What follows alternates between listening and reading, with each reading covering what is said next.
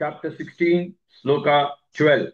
आशापाशशतैर्बद्धाः आशापाशशतैर्बद्धाः आशापाशशतैर्बद्धाः कामक्रोधपरायणाः कामक्रोधपरायणाः कामक्रोधपरायणाः आशापाशशतैर्बद्धाः कामक्रोधपरायणाः आशापाशशतैर्बद्धाः कामक्रोधपरायणाः आशापाशशतैर्बद्धाः कामक्रोधपरायणाः आशापाशशतैर्बद्धाः कामक्रोधपरायणाः आशापाशशतैर्बद्धाः कामक्रोधपरायणाः ईहन्ते कामभोगार्थम् ईहन्ते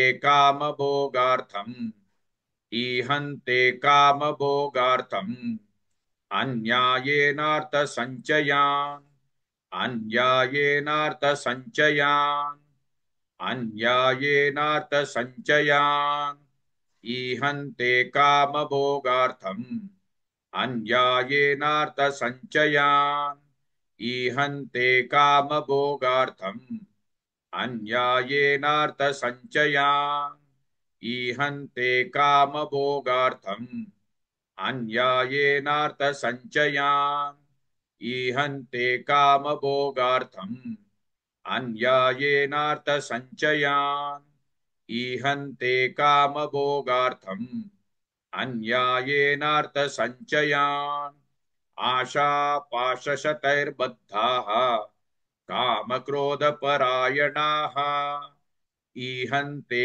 कामभोगार्थम् अन्यायेनार्थसञ्चयान्.